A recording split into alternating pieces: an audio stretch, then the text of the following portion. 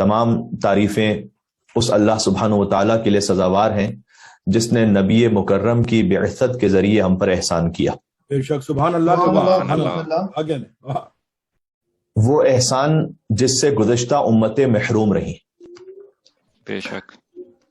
جملے کو اگر پھر سے آپ کی خدمت میں عرض کروں، ایک خاص وجہ سے تمام تعریفیں اس اللہ کے لیے سزاوار ہیں جس نے نبی مکرم کی بعثت کے ذریعے ہم پر احسان کیا، جس سے گزشتہ امتیں محروم رہیں۔ آپ جانتے ہیں یہ فقرہ کہاں سے اخذ کیا گیا ہے؟ یہ در حقیقت پہلا جملہ ہے صحیفہ سجادیہ کی دعا نمبر 2 کا۔ سبحان اللہ، سبحان اللہ۔ ایک مل کے صلوات بھیجیں محمد و آل محمد، اللہم صلی علی سبحان اللہ قبلہ۔ کیا کہنے؟ اللہ سبحانہ وتعالیٰ نے سورہ آل عمران میں کہا ہے لقد من اللہ علی المؤمنین، اللہ سبحانہ وتعالیٰ کا احسان ہے مومنین پر، اذ بعث فیہم، کہ اللہ نے ان کے درمیان مبعوث فرمایا رسولا منہم من انفسہم، ایک رسول مبعوث فرمایا کہ جو انہی میں سے تھے۔ یعنی جب حضور کی بعثت ہو تو کچھ مومنین کا ہونا ضروری ہے ازروع قرآن کے جن پر وہ احسان ہو سکے۔ سبحان اللہ، سبحان اللہ۔ کیا کہنے قبلہ؟ سبحان اللہ۔ مجھے بتلائیے کہ خانوادہ بنی ہاشم کے علاوہ اور حضرت ابو طالب علیہ السلام کے علاوہ کون وہ مومن ہے کہ جس پر اللہ سبحانہ و تعالیٰ نے احسان کیا؟ کیا کہنے؟ سبحان اللہ، کیا کہنے؟ سرکار ابو طالب اللہم صلی علی محمد و آل محمد، محمد و آل محمد عجل فرجہم۔ کیا کہنے؟ سبحان اللہ۔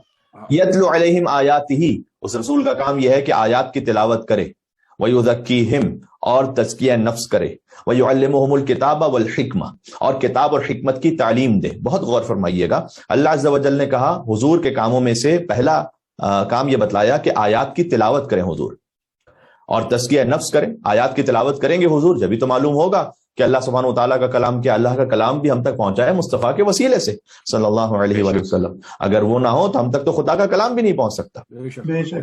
وہ کیسے مسلمان ہیں کہ جو بغیر وسیلے کے اللہ تک ڈائریکٹ پہنچنا چاہتے ہیں؟ ہم تک تو اللہ کی نورانی کتاب بھی حضور کے وسیلے سے پہنچی ہے۔ بے شک۔ تو اللہ سبحانہ و تعالیٰ نے فرمایا کہ آپ کا کام ہے کہ آپ آیات کی تلاوت کریں۔ جب حضور آیات کی تلاوت کریں گے تب جا کر یہ علم ہوگا کہ یہ قرآن ہے، یہ اللہ سبحانہ وتعالیٰ کی بھیجی ہوئی آیت ہے، اور تزکیہ نفس کریں۔ پھر غور کیجیے گا، جب آیات کی تلاوت ہو چکی تو پھر اب کتاب کی تعلیم کی ضرورت کیا ہے؟ یعلمہم الکتاب والحکمہ۔ واہ، بھائی جن کے سامنے آیت پڑھی جا رہی ہے وہ کوئی چینی ہے، کوئی جرمن ہے، فرینچ ہے، جو عربی نہیں سمجھ رہے۔ اللہ اکبر، اللہ اکبر۔ عربی تو اچھی طرح سے سمجھ رہے ہیں، جبھی تو حضور کی زبان مطہر سے ادا کی ہوئے الفاظ کو وہ معجزہ تصور کرتے تھے۔ مہذا کلام البشر، کہتے تھے کہ کسی بشر کا کلام نہیں ہو سکتا۔ تو وہ اس فصاحت و بلاغت کو سمجھ رہے تھے، میسج کو ریسیو کر رہے تھے۔ یعنی پتہ چلا کہ آیات کی تلاوت فقط کافی نہیں تھی جب تک کہ حضور خود کتاب کی تعلیم بھی نہ دیں۔ سبحان اللہ، سبحان اللہ، بے شک۔ سبحان اللہ۔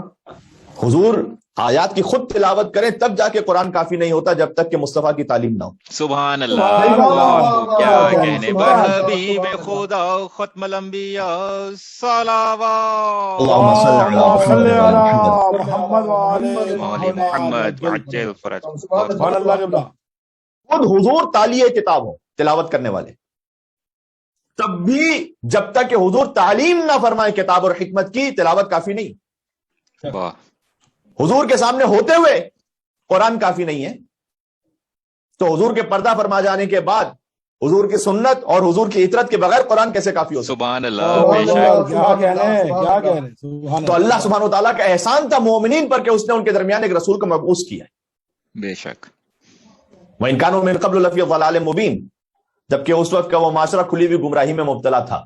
تو یہ جو احسان کا لفظ ہے یہ قرآن کریم میں استعمال ہوا، اور پھر مولا سجاد علیہ السلام نے صحیفہ سجادیہ میں سے اس انداز سے ارشاد فرمایا کہ نبی مکرم کی بعثت کے ذریعے اللہ سبحانہ وتعالیٰ نے ہم پر احسان کیا ہے، اور اس میں مولا نے گویا مفسر قرآن ہے، سب سے بڑے مفسر اہل بیت اطہار قرآن کے، وہ احسان جس سے گزشتہ امتیں محروم رہیں، اس امت کو نبی مکرم کی بعثت کے ذریعے عطا فرمایا۔ سبحان اللہ، سبحان اللہ۔ برائے عظمت سید ساجدین بلند ترین صلوات، اللہم صلی علی محمد وآل محمد۔ صلی علی محمد وآل محمد۔ کیا کہنے قبلہ؟ سبحان اللہ۔